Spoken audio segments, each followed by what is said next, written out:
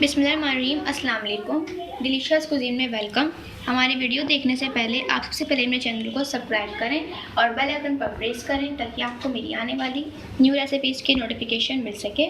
आज की जो हमारी रेसिपी है, हम बनाने जा रहे हैं परहेज़ी टिंडे सब्ज़ी। स्टार्ट करते हैं जी। तो हम बनाने जा रहे हैं आज टिंडे की परहेज़ी सब्ज़ी।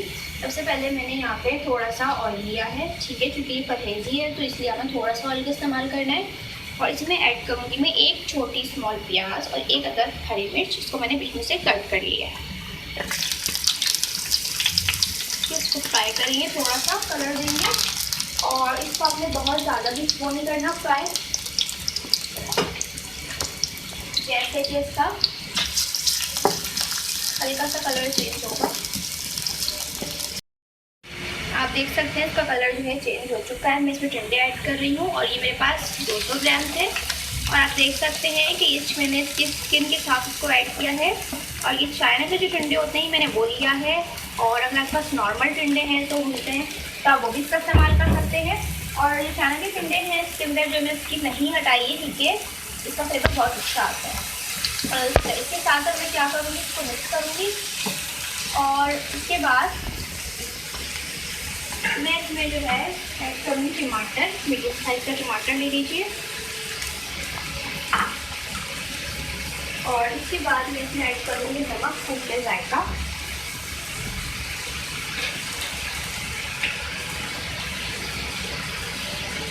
इतने हिसाब से इसमें आप ऐड कर दें। अब फिर इसको मिक्स करेंगे।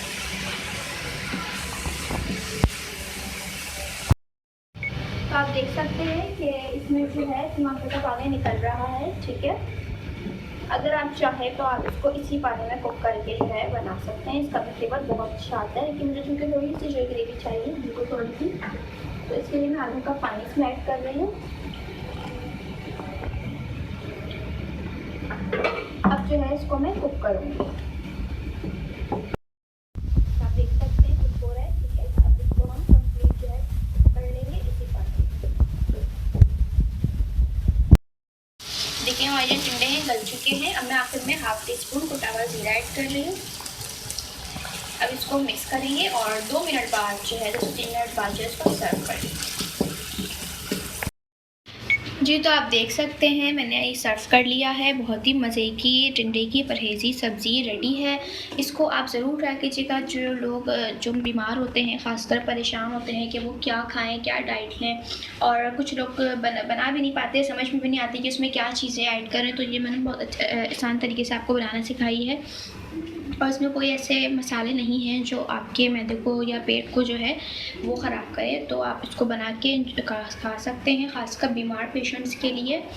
और मुझे बताइएगा कि आपको हमारी रेसिपी कैसी लगी। पसंद आई तो कमेंट सेशन में अपनी राय का इज़हार ज़रूर दीजिएगा और साथ ही हमारी इस वीडियो को लाइक कीजिएगा। नेक्स्ट टाइम के लिए इजाज़त दीजिए।